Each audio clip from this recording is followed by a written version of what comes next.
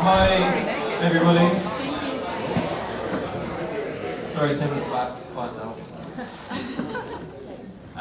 Thanks for coming today. We are going to dive straight into the speeches because mine is one of them and I can drink more when I've done it. So, without further ado, I will introduce my dad, Andrew.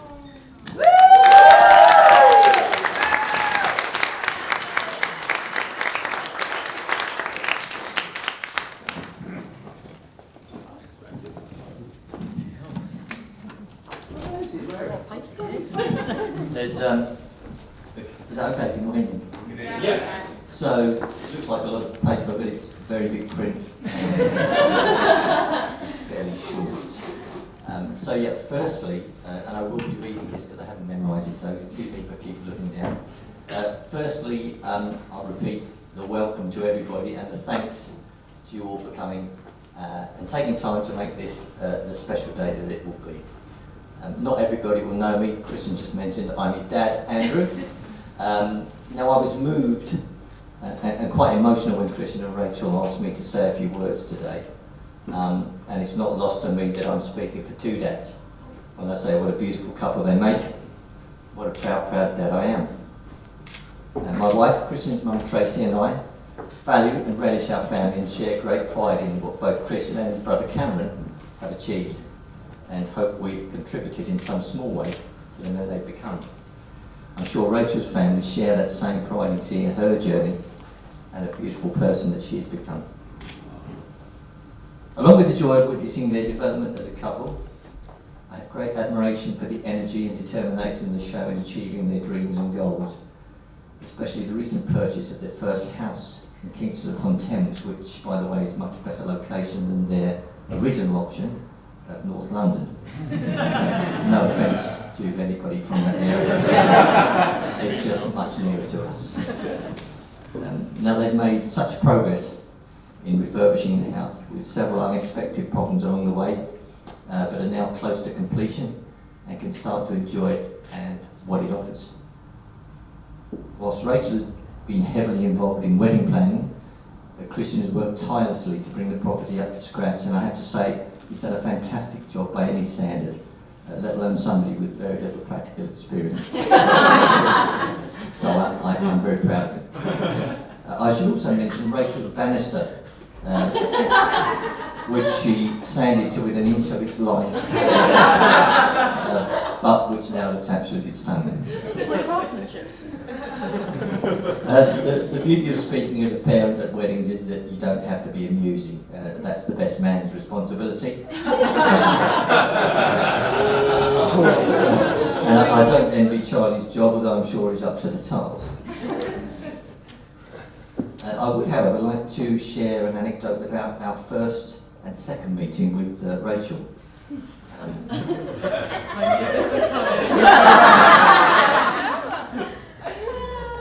Christian was on his extended travels and had settled for a period in Australia. Now, as loving parents, and because Tracy couldn't bear to go a full year without seeing her baby, we flew out to catch up and also give Rachel the once over. We arranged to meet at a restaurant in St Kilda, just outside of Melbourne, and we're delighted, as you'd expect, to see Christian and meet Rachel. However, it wasn't long before we realised that neither we nor Christian had said very much, because Rachel was talking non-stop. Now, we put this down to nerves at meeting us for the first time, and possibly the copious amount of alcohol she imbibed and continued to consume. Skip nearly a year when the loving couple arranged a surprise return to the UK. This was no surprise to me, by the way, because Christian had tasked Cameron with the arranging an extended family gathering for a barbecue at our house. Tracy's motherly suspicion of Cameron's sudden interest in managing family events led to serious and numerous questions about his motives. So to avoid disaster and letting the cat out of the bag, he recruited me as co-conspirator. Anyway, with extended family already in the garden and an emotional entrance from the Globetrotters, we settled down for a lovely afternoon. However, it wasn't long before we realised that neither we, nor Christian, or anybody else for that matter, had said very much. Rachel was again talking beyond scope. Now, we put this down to nerves for the first time, possibly the copious amount of alcohol she clearly imbibed on the flight and continued to consume at ours. In the end, however, and based on time that's passed since then, we now realise what you all probably know, and that alcohol and nerves had nothing to do with it, and it's simply that Rachel loves to talk. Now, as I mentioned earlier, family holds great importance to us, and their happiness is paramount. So as somebody who makes our son very happy, which Rachel clearly does, we're overjoyed to officially welcome her as a Miller.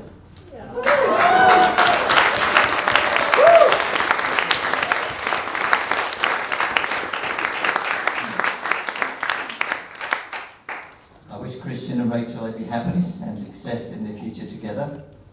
Would remind them that they will always have our family here to support them along the way, and a group of friends that are second to none. In closing, I would simply ask you all to be outstanding if you can, and raise a glass to my son and daughter-in-law, the bride and groom, Rachel and Christian.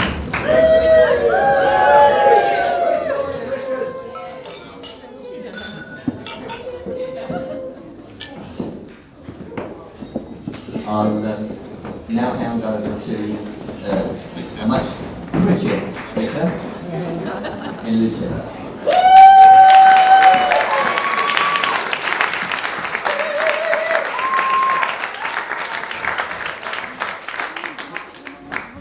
For those of you I haven't had the pleasure of meeting yet, I am Lucia, bridesmaid number 1. No, we have had some light rivalry in our younger years as Belle and I fought for place as Rachel's best friend. And there has been a few bridesmaid movie moments since then, but today we are both just so happy to have had Rach as our best friend for all of these years. And along with her sister Melissa and her dear friend Dip, we are so honoured to have stood by her today as she marries the love of her life. Rach and I met over 20 years ago. Perhaps it was our disgusting bottle green and pukey yellow Broadland High School uniform that spurred us on to experiment with fancy dress when we started going clubbing. On any random weeknight, you would find us adorned in a theme. And people would ask us, what's the occasion, or where's the rest of your group? And we'd be like, no, we just fancy dressing like builders on a Thursday. Rach has always been a contender for best dressed. And my personal favourite was when she painted herself entirely blue as a Smurfette for my 18th birthday party. No, but we can't forget the penis. The inflatable costume which she ran around with Dip for a charity run in Stratford in aid of prostate cancer. I think we can all agree of all the outfits Rach may have ever worn, she wears her dress today as the most beautiful bride that has ever walked down the aisle.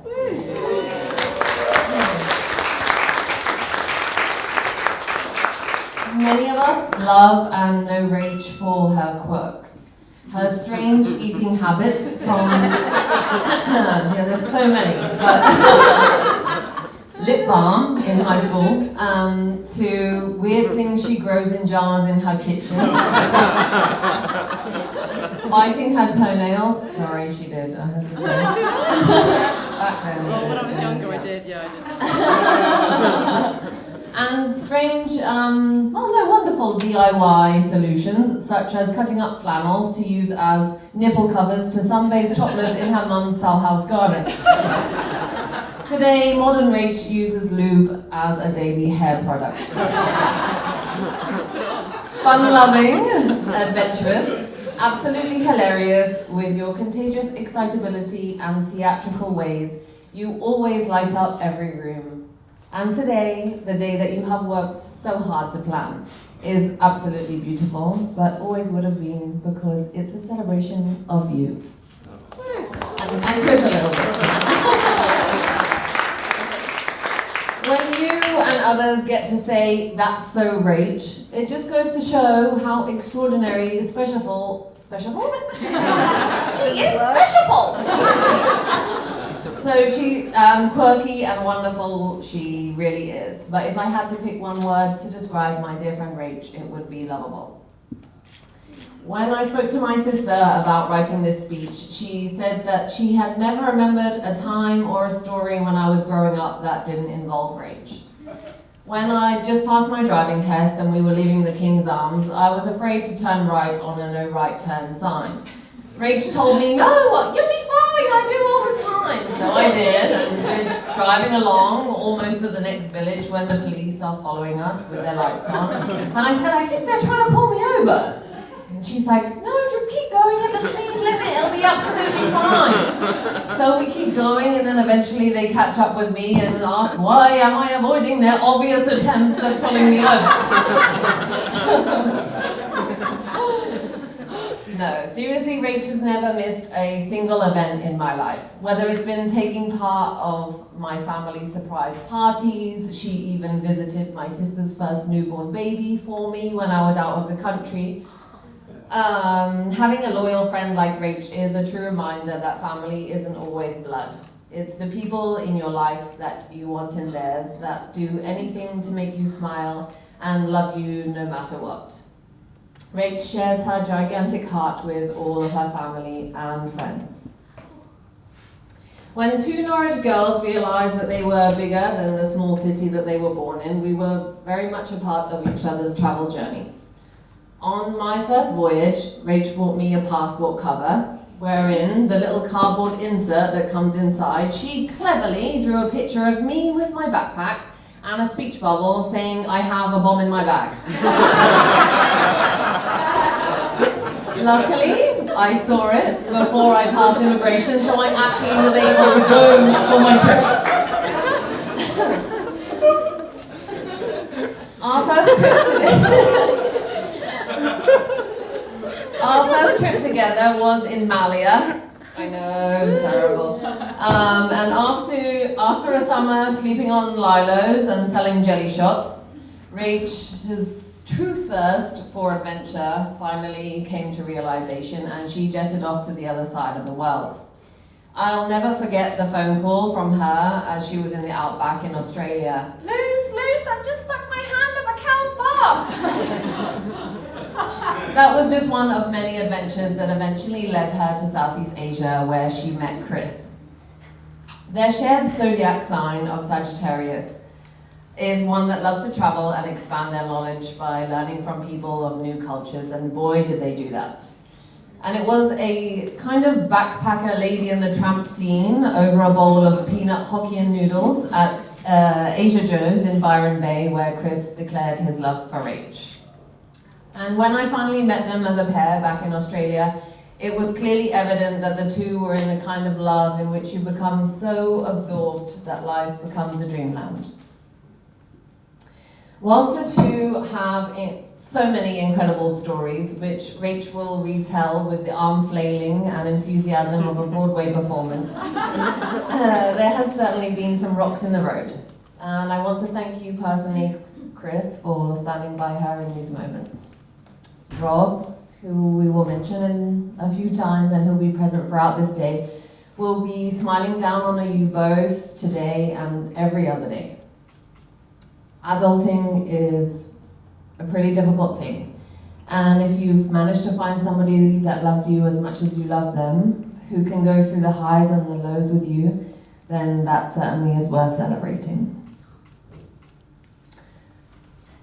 It's been a pleasure getting to know you, Chris, both as an individual and as the perfect partner for my best friend. Thank you for loving her in the way that she deserves. There's no doubt that you two are absolutely crazy about each other, and whether that's down to Rachel's incredibly long tongue,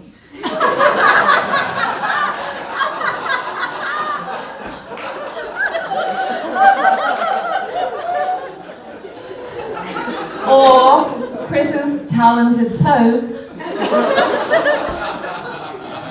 there is no doubt that you will bring each other a lifetime of happiness. And I can't wait to see the types of adventures that you'll get up to in years to come.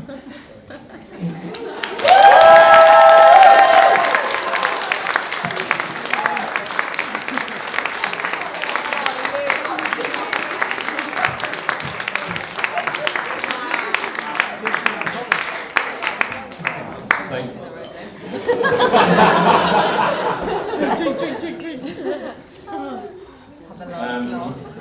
Rachel's had a incredibly long time, that's true. Okay, my turn. I'll start with the easy bit, which is the thank yous. To all of you here today, thank you so much for coming. It means the world for us to have our closest friends, family, also Sam.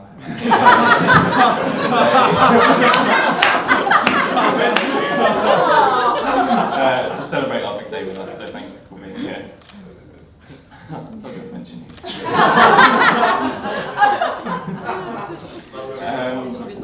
Before going on, I'd like to just take a moment to reflect on those who sadly can't be here today. My grandma Rose being one, but especially, as already mentioned, Rachel's dad Rob. He's dearly missed by us all, and would obviously be so proud to see Rach here today on a special day. But I'll do my best to look after you for him going forward. So, if everyone could just raise a quick glass to Rob.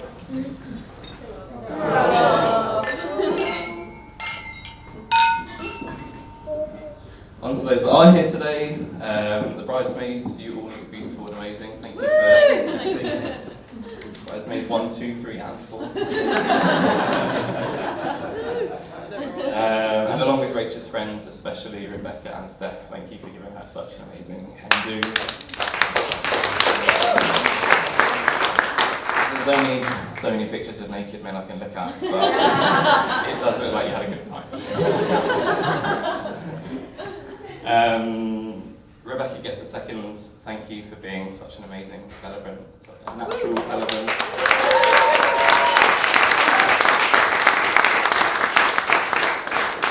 It's hard to believe that was your first time doing that, so thank you. And for also becoming our unofficial wedding planner. She has spreadsheets, Excels, times, table, everything, so we really appreciate your help, thank you. As for myself, for my own stag do, thanks to everyone who came out to Prague, and especially Charlie for organising the museum tours and other cultural highlights that we were out there. I'll wait until I've heard his speech before deciding if this is still deserved.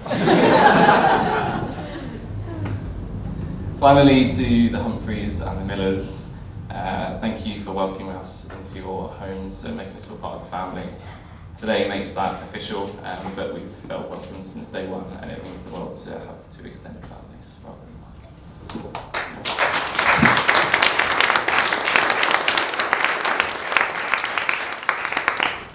So the next section of the speech I call Talking About Rach.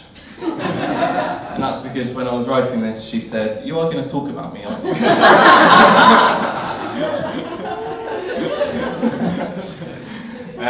As has already been alluded to, Rachel and I met when we were travelling on a bus from Thailand to Cambodia. I was the cool kid sat in the back row of the bus. Rach was on the front row looking back enviously. They were seated numbers. You had to sit in the seat. You had to. They did to the rules. A few of us had booked a hostel to stay on that night. And as I got chatting to Rach, she decided to come to the same hostel as us. When we got there, it soon became clear that the hostel was fully booked for the night and there were no rooms available or beds to stay in. So not wanting to miss an opportunity, Rach decided that she would stay in my bed that night.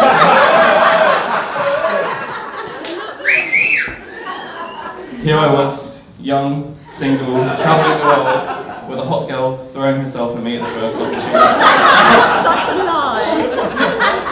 Tell the story correctly. Unfortunately, any illusions I may have had were soon shattered when we went to bed. She put on an eye mask, put her earplugs in, rolled over and went to sleep. To make matters worse, I woke up in the morning to be told that I gave off too much heat and that she would rather sleep on a sun lounger by the pool than in my bed. Luckily, since then, Rachel's seen the error of her ways. And we've now been together for over 10 years. I know what you're thinking. Am I rushing into this? Is it too soon? Luckily, I've never been more sure about anything in my life.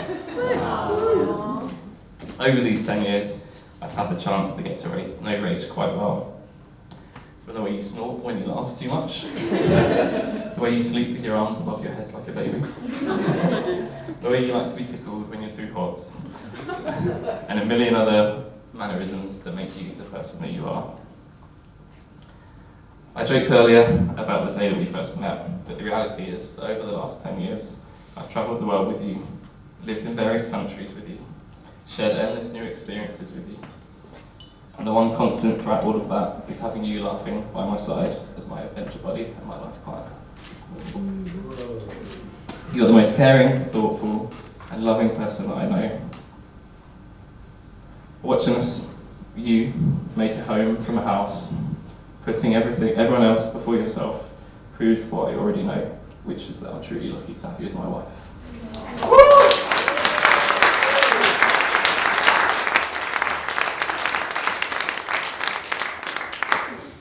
There's no one I would rather have had my experiences with today, and there's no one I would rather share the rest of my life with. So I ask you all to raise a glass to Rach. To Rach! Now for the real speech.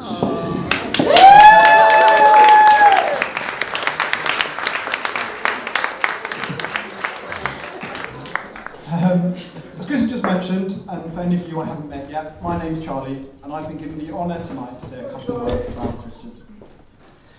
This sort of occasion is always a little bit daunting, so to help things run smoothly, I brought along a little Dutch courage this evening. Oh. Not for me, it's a little bit nerve-wracking up here, but you're all a pretty supportive bunch of family and friends. But if you were getting married in front of all your closest family and friends, and you were the joker in the group, the one that liked to play pranks on others, or the one who's always the first to get in a joke at someone else's expense, I imagine it would probably be a little daunting. So to help you out, Christian, tonight I thought we'd do a bit of a beer tasting. Those of you who know Christian well will know he's a beer enthusiast, and so I've searched high and low to find some beers that I think are fully representative of his life and his character. I was a bit nervous. I better step on camera.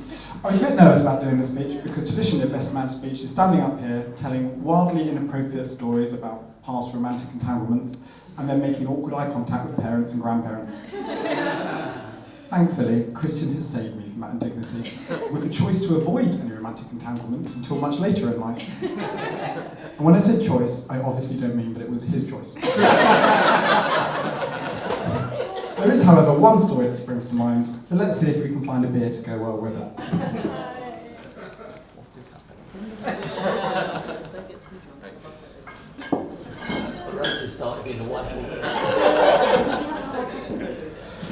So we start with the Sour Pitch Kids. I'm not made of money, so Christian's the only one who gets beers. Everyone else, there is some coasters coming around the room that you'll be able to play along with. So yes, starting with a sour. Sours nowadays have kind of reinvented themselves and they're seen as quite cool and edgy beers. Personally, I find them a bit disappointing, and they obviously leave you with a sour taste in your mouth, so I think it should pair perfectly with this particular story. I first met Christian over a decade ago when we were both at university. I was running the Leeds University Skydiving Club at the time, when one day I received an email from a Mr. Christian Miller informing me that Sheffield University, where he was studying, didn't have a university skydiving club, so he'd be doing me the honour of joining my one instead. It wasn't long before we were regular jumping buddies at our favourite drop zone in Nottingham. One particular weekend at the drop zone, we decided to spend the evening getting in the way of each other's attempts to impress women. And obviously, on reflection, totally unnecessary, because we were both fully capable of putting off women by ourselves. Christian's genius plan this weekend was he was going to bring a tent with him. And I know it doesn't sound like a genius plan, but compared to the usual asbestos-laden, drafty bunkhouse that students had to sleep in, the tent really was a good idea. In fact, the bunkhouse was later deemed unfit for human habitation and torn down, so 10, smooth move. However, I could tell my needling was getting to Christian as he set up his love palace, because he took the very reasonable and not at all over-the-top reaction of trying to run me over with his car.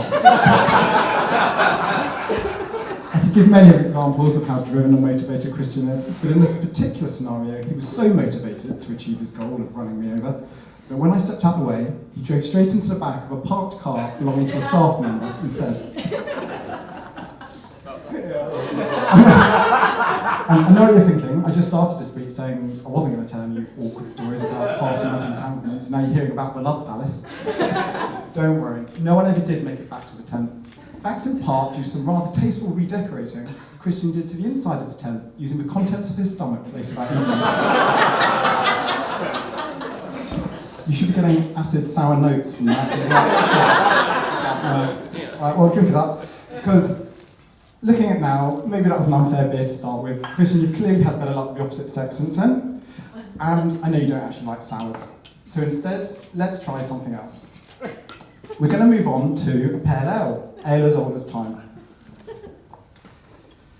As you all here know, and have heard today several times, Christian and Rach share a love of travel and adventure, and it's this shared love that led them independently, over 10 years ago, to decide to travel the world. And so it was, after a couple of months of travelling around Southeast Asia, Christian found himself sat next to a bus. Sat next to a bus? Sat on a bus? God, that'd be awful. Sat next to a girl on a bus.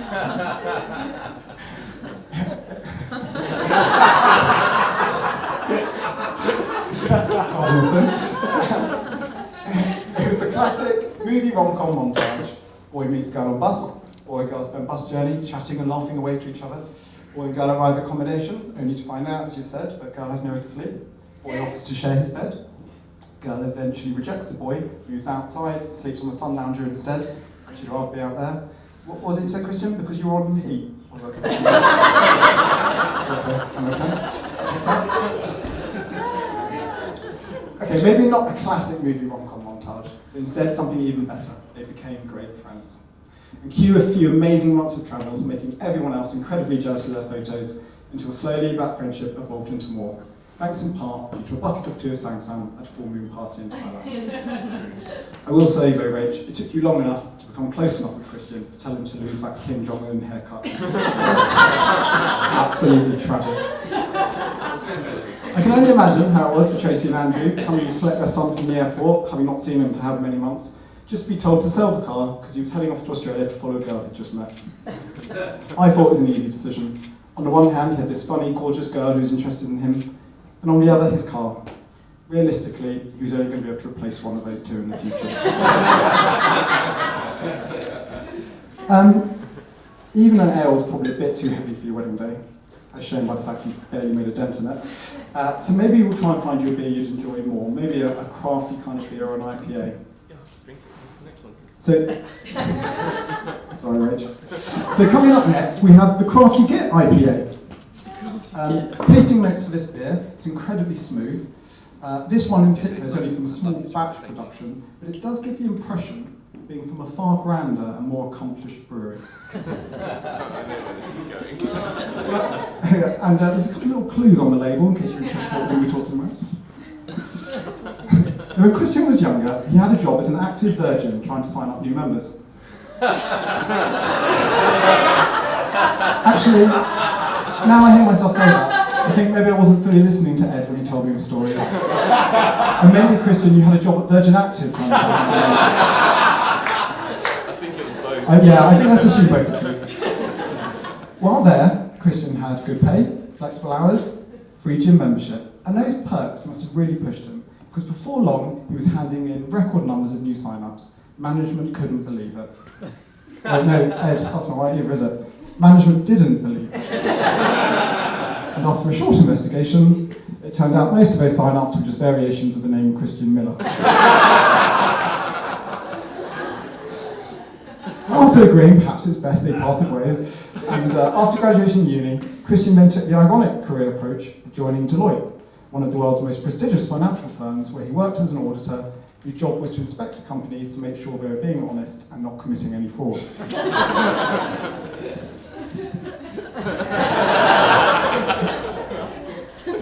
While there, he learned new skills, he expanded his CV, and he made some lifelong friends. And I think his kindness and compassion towards his friends is really best demonstrated by the evening he took Stuart out for a couple of beers. Stuart was having a really tough time at work. He was under immense stress, working incredibly long hours, and he couldn't talk to anyone about it because it was on a very top secret project known only within Deloitte and to the wider world by its code name, Project Gold. Still, Deloitte wasn't to be forever, and Christian soon continued his illustrious career with an excellent job in financial modelling, a job he got in no small part due to the sudden appearance of Project Gold on his CV. Along with a wealth of knowledge that he gleaned out of Stuart after a few too many beers that evening. And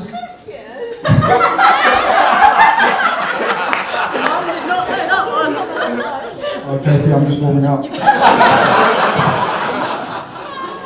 And probably not the first slightly suspect amendment to your CV, Christian. For example, Tracy and Andrew, did you know about the years he spent working as an ice rink technician, which then allowed him to get a job in a highly competitive and sought-after ski shop in Whistler? I, for one, know those years to be total fiction, because this highly qualified boot fitter gave me boots which turned my feet black 2 days ago, and then proceeded to blame me for having the wrong size feet. You're not having much luck with shoes, are you, Christian?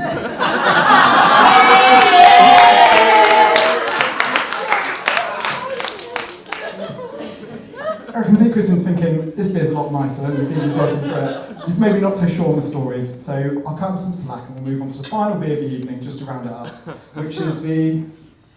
Oh dear. Oh dear, Christian, this isn't looking good for you.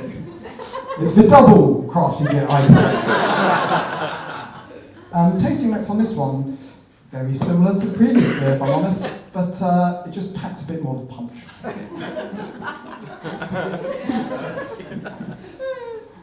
So, Christian, you weren't cut out for a job in the fitness industry. Maybe you'd be better suited as a tradie. One summer, Christian spent it as a water technician, or, if you're looking at his CV, a fully qualified plumber, where he drove around offices in London testing their water, I assume for inconsequential reasons like making sure it's safe to drink. Christian soon realised he was wasting hours stuck in traffic, and being the pioneer and innovator we all know him to be, he decided to bring in remote working decades ahead of the rest of the country. I know that's a confusing concept. How on earth could you work from home and test the water for all these companies? Well, let's just say Tracy and Andrew have some of the best tested and most certified tap water in the entire country.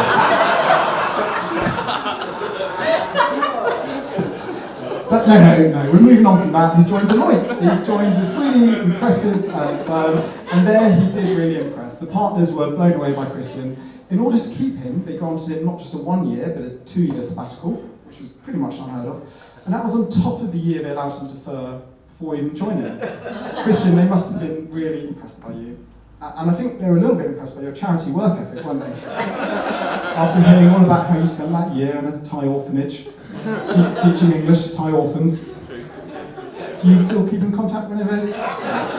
No, probably a couple of reasons. Number one, shoddy English teacher. Number two, they don't actually exist, do they?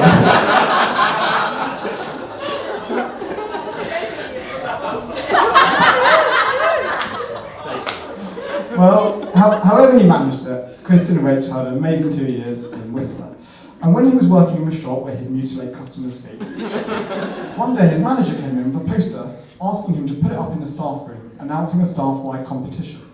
Whoever sold the most hand warmers would win a free heli-ski trip. Christian loved skiing, and he was desperate to win it. He really threw himself into it, and he outsold the rest of the store by miles. No one else could believe how many Christian sold. But then, no one else knew why you were selling them, did they, Christian? Because the poster you'd been told to put up ended up in the bin instead. Yes, he has occasionally operated within a grey margin. But he's never been in any real trouble, and he's never had any serious run-ins with the law. Oh wait, no, hang on. Oh yeah, there's a little police car there, isn't it? Yeah. Oh, don't worry, it's got an Aussie flag. Don't worry, I won't tell your parents about A-level results tonight. Keep that one's a secret. When Christian and Rich were living in Australia, Christian was driving down the road one day going a little bit too fast. And sure enough, a short while later, he found himself pulled over at the side of the road, police car parked behind him, and 2 police officers walking up to the car. A very nervous and apologetic Christian ran down the window and handed out his ID, and the cops clearly realised he was English, thought it wouldn't be worth the hassle with the paperwork, and they let him off with a very stern warning not to do it again, and extracting a promise from him that he would never do it. The very next day, Christian was driving back down the other side of the road, and he wasn't speeding. Maybe he'd learned his lesson. Maybe he just wanted to concentrate on the phone he was holding up to his ear at the time. Who knows? Short while later, Christian found himself pulled over at the side of the road with a police car parked behind him and 2 police officers walking up to the car. Very nervous and apologetic Christian ran down the window, only to hear a voice say, "Oh, fuck off, not you again." You're a crafty git to talk you out of a fine. You are a double crafty git for talking your way out of 2 fines from the same police officer 2 days in a row. Yes, I think the gift of the gab has served you well, and I think we can all here agree that your quick thinking, your persuasiveness, and your perseverance have really culminated in your biggest move today, convincing Rach to marry you.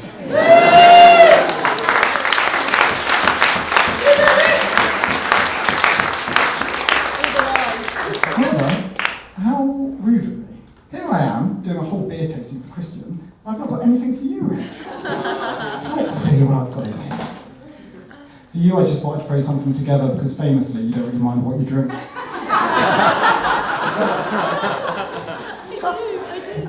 How do you take your vodka, soda, limes? Fresh line. Fresh lime, how many squeezes?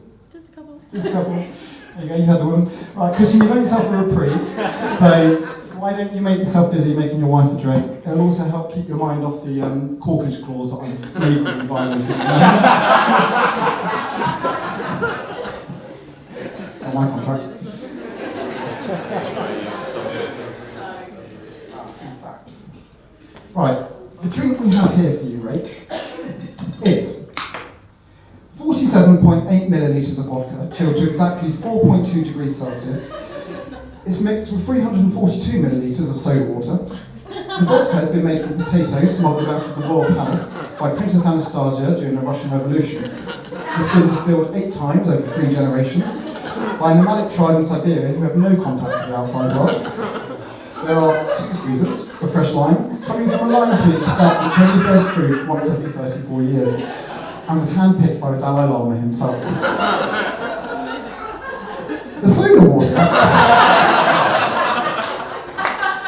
was bottled by nuns from a convent outside of Naples who have taken the vow of silence and collect the naturally sparkling water from a holy spring on the side of Mount Vesuvius. The ingredients have been transported here today by foot over a period of 2 years, untouched by any hands other than those of virgins, which was tougher than you think with the amount of people from Norfolk here today.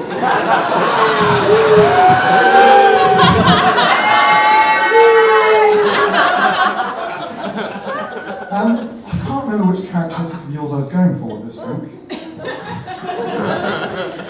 So when the 2 lovebirds finished travelling and moved back to the UK, we all moved into a flat together in London. And on one of our first nights out as a flat, I offered to go to the bar, and Rach told me she'd like a vodka soda lime, 2 squeezes, fresh lime. As I came back from the bar, Rach took one look at the colour of the drink and asked me, was I sure it was fresh lime? I panicked. I realised I just hadn't said anything to them. It was clearly cordial, and I hadn't known Rach very long, so I did what any gentleman would do. I looked her straight in the eyes and lied to her. Barely had the glass touch your lips before you shot me a withering glare, handed it back, and suggested I ask them to remake it. Yeah. All jokes and teasing aside, Rich, I've always been hugely impressed by how well you know your own mind. You never settle for second best. You always fight for exactly what you want. You're funny, you're loyal, you're kind, you're always to be found at the centre of any mischief and fun. We've loved having you enter our lives, and I think we can all agree that selling that car was the best decision Christian's ever made.